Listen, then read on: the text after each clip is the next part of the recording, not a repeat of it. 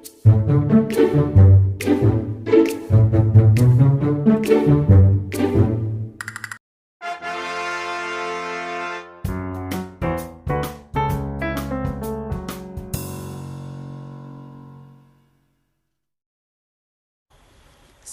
warahmatullahi wabarakatuh. My name is Masya Azrina binti Muhammad Azmi. Historically, Sime Darby and Company Limited was formed on October 1st, 1910. It started when William Middleton Sime, Herbert Mitford Darby, and Henry D. Easter Darby merged two smaller plantation management firms, namely Sime and Moorhouse and Darby and Watson. They continue to expand their activities in Asia Pacific, delivering long-term value to their stakeholders via operational excellence, high performance standards, and sound corporate governance. Today, Sime Darby Berhad is headquartered in Malaysia and has operations in 18 countries in Asia Pacific with around 20,000 people. Sime Darby Berhad is traded on Bursa Malaysia Securities Berhad's main market. Sime Darby Berhad continues to add value to the region's economy through its four primary businesses in important growth sectors, which is industrial, motors, healthcare, and logistics. For industrial sector, they provide a wide range of construction equipment for sale and rental, as well as maintenance and repair services. Secondly, motors industry, where they assembly, distribute, retail and rental sectors are driving the future of automotive. Other than that, healthcare industry, which they aim an award-winning private healthcare delivered by a world-class team of doctors and healthcare experts at the leading edge of clinical treatment.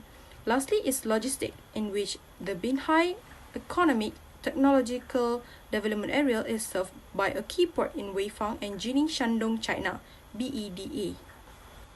Sime Darby Berhad has stated four of the missions in their website, which is to create a winning portfolio of sustainable and long-term businesses. Operational excellence and strong performance standard will lead to a better financial results. Adhering to good corporate governance and high ethical ideas is a great way to start and create an environment in which their employees may reach their greatest potential.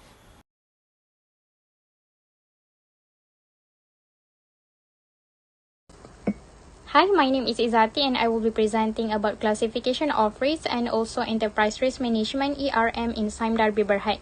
So the first classification of risk is strategic risk, which is unprecedented obstacles like crumbling commodity prices, plummet export demand, capital outflows, and insufficient economic stimulants due to the outbreaks like COVID-19 pandemic. The second classification of risk is operational risk. The example of operational risk in Sime Darby Berhad is the current COVID-19 pandemic has had impact on healthcare operations, such as firstly is stakeholder safety, and the second one is global supply chain disruptions that could jeopardize the critical supplies of Sime Darby Berhad. So the third risk in Sime Darby Berhad is financial risk. The examples of financial risk in this company is foreign exchange risk, interest rate risk, credit risk, liquidity, and also cash flow risk. These risks are all the group faces as a result of their operations. The fourth risk in Sime Darby Berhad is compliance risk. Compliance risk is necessity to guarantee that corporate activities are compliant with appropriate regulatory requirements. So the example is Ramsey Sime Darby Healthcare has implemented strict visitor policies and screening procedures, which are also in compliance with relevant local government regulations since the outbreak of COVID-19 pandemic. Moving on to enterprise risk management, ERM can be defined as a sort of risk management technique that aims to detect, follow, and prepare for the types of dangers or hazards, and also other potential deviations from standard operating procedures that could be viewed as a risk according to Olive Peterson 2019. The first element of ERM in Sime Darby Berhad is monitoring. To detect excess usage or issue areas, the Hines Group, a construction company in US, will conduct an internal audit of its risk management. The second element is control activities. The group, Sime Darby Berhad, has a whistleblowing policy in place to clarify the responsibilities of the whistleblowing process and also whistleblower confidentiality. The next element of ERM in Sime Darby Berhad is control environment. The GPA, or known as Group Policies and Authorities, was founded by the board and served as a key pillar of the group's governance framework. It is a tool used by the board to formally assign functions and powers to management, together with specific supervision and supervisory obligations. The next element is risk assessment. Sime Darby ensures that their group risk management (GRM) is headed by an expertise and experience. For example, GRM is headed by Mr. Richard Ong, fellow member of the Association of Chartered Certified Accountants with experience of 15 years in governance, risk and control. Hi, Assalamualaikum. My name is Sarah Sabrina binti Omar and I will be presenting on the risk assessment and also risk response. So as you can see here, firstly, is regarding the regulatory environment on the amendments of the regulatory system in the market, where Sime Darby Berhad operates may exposed to a higher compliance expenditure and inspection, which is medium due to the impact of risk is moderate and the likelihood is also moderate. Moving on to the health and safety, also falls under medium because it will endanger the health and the safety of the stakeholder due to the impact of moderate risk and low likelihood. Moving on to the orange zone, which is cash flow and funding, in which it is the risk of group not generating a sufficient cash flow to fulfill the funding for capital spending and working capital obligation. And it is high because the impact of the risk is major and the likelihood is moderate. Moving on to the red zone is regarding the technology disruption and also cybersecurity. Technology disruption risk is reforming the automotive and heavy equipment industry that led to the disintermediation of group's industry, while cybersecurity is a risk of informational technology security, breaches, intrusions, distributed denial of service, malware, ransomware, and more, which resulted in significant data violation or loss of key corporate system. It is very high because the impact of the risk is major. The likelihood is also high. Okay, let's move to risk response. So firstly is regulatory environment falls under strategic risk. Sime Darby Berhad often participate and converse with governments, regulators, and authorities to guarantee the possible unfavorable influences of the suggested governing changes are realized and stayed possible. They also have utilized a governing accordance with the provisions program to conduct a comprehensive evaluation of its compliance attempt with regard to regulatory requirement. Moving on to cash flow and funding, falls under financial risk, in which Sime Darby Berhad have reviewed the value creation plan, known as VCP, and portfolios, which provide an analysis of portfolio returns and cash constraints. They also have set up a group policies and authorities framework that guides investment and financial activities. Sime Darby Berhad also has the ability to access broad spectrum of funding sources and guarantee the maintenance of the adequate credit facilities, as well as enforce strict working capital measures. They also carried out regular reviews of cash projections and funding plans.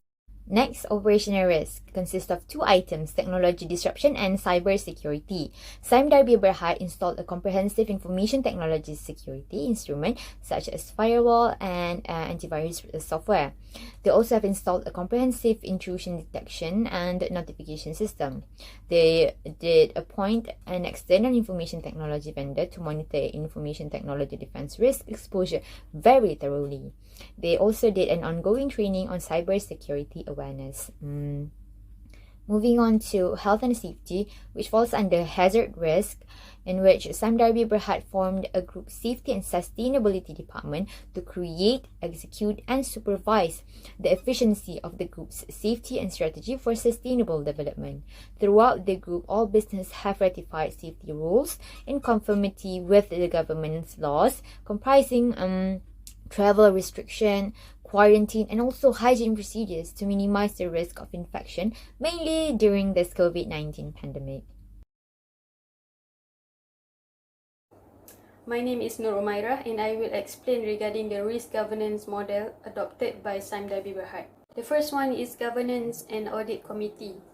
As you can see in the diagram, it uses the three lines of defense model in effective risk management and control. The Governance and Audit Committee assists the board in fulfilling its statutory and fiduciary responsibilities of monitoring the group's management of its financial risk processes and accounting and financial reporting practices. Thus, It enhanced the independence of both the internal and external audit functions by providing direction and oversight on behalf of the board. The Governance and Audit Committee plays its important roles by receiving updates on key governance matters, audit initiatives and observations across the group at each committee meeting. The committee reviews and reports to the board on significant matters including financial reporting, significant judgments made by the management, significant and unusual events or transactions, and how these matters were addressed. Next, the Risk Management Committee, RMC. It is responsible for risk monitoring and oversight across the group. The committee assists the board in discharging its main responsibilities of identifying principal risks and key trends, and deliberating strategic action plans to mitigate the impact of such risks. RMC is assisted by the Group Risk Management Department in discharging its responsibilities as seen in the diagram. The main activities including Group Risk Management Framework, Bribery Risk Assessment, Risk Appetite Statement, and Review of Group and Divisional Risk. Lastly, the Nomination and Remuneration Committee. It manages the nomination and remuneration process for the board and the various board committees, as well as for other critical management positions within the group. The main activities including nomination function, remuneration function, and governance function. Nomination and Remuneration Committee assists the board in reviewing the skills, experience, core competencies, and other qualities required for an effective board for Sime Darby Berhad. For instance, before presenting a recommendation to the board for election or re-election of the relevant directors, the Nomination and Remuneration Committee considers the performance of each retiring director at the following AGM. Assalamualaikum and hi, my name is Nur binti Malik. I will be explaining the recommendations for Sime Darby. Firstly, Sime Darby needs to provide proof and evidence in the palm oil activities. It is to ensure that Sime Darby is done between the laws and regulation, humanitarian action, and aid a harmonious natural environment in farming or agricultural business industry advancement zones. It is also a proof to validate and show that every important evidence and records are obtained by local groups in an official, international, or sub-regional language appropriate to the concerned groups, which ought to be obligatory so that it will ensure and certify honest and genuine statement data distribution. Next, Sime Darby needs to implement inorganic growth such as mergers and acquisitions. In this instance, a growth in the company's business will not be sufficient, so the corporation will be able to spread its wings to new markets with this inorganic growth. It is also the quickest way to expand, such as Sime Darby can open new branch offices in new places. With this inorganic growth, Sime Darby and also with other companies that they merge or acquisition, the market share and asset of this company will be expand. There will be more additional abilities and expertise from new workforce, which it will improve the chances of receiving capital. After that, Sime Darby should hire more local workforce in palm oil activities. It is because during pandemic COVID-19, Sime Darby cannot continue fully their activities in palm oil industry because Sime Darby relies more on their foreigners workforce.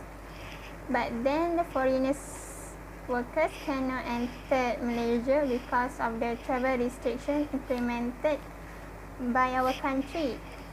So with that, Sime Darby can have some losses in their palm oil activities.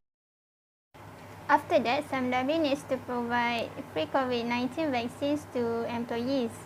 It is one of the company initiative to fight against COVID-19 that give big impact towards companies such as losses in terms of profits, resources, and also the employees. By providing the vaccine to the employees, the company can mitigate the risk, since giving the vaccine can prevent employees risk of getting severe illness of COVID-19. And instance, Sime Darby can continue their operation as usual after getting the vaccination process. Lastly, Sime Darby needs to improve their management in labor forces. It is to avoid palm oil products being banned in US. It is because of the news release that stated Sime Darby is abusing their workforce in the plantation field, such as there are harassment, child labor, and more. In order to improve the management in the labor forces, Sime Darby need to recruit the labor in systematic system, such as set up the restrictions of requirements needed, such as the age and the health condition, because the job in the plantation needs a lot of strength. After that, the management leaders need to exercise their duties and responsibilities in accordance, such as surveying the condition of workforce in the plantation to ensure that their condition is doing well. The leaders also need to communicate more with them to have their feedbacks in working at the plantation. In a nutshell, Sime Darby management team has been challenged with delivering successful execution of their plan while ensuring the gains made are sustainable, notwithstanding persistent market uncertainty and the impact of stimulus programs that are still influencing markets throughout the world. However, they believe that the external environment will improve moderately in the upcoming year. Today, they are able to sustain as a stronger company with a market capitalization of RM34.354 billion as of 31st December 2020 because of their rigorously planned transformation activities.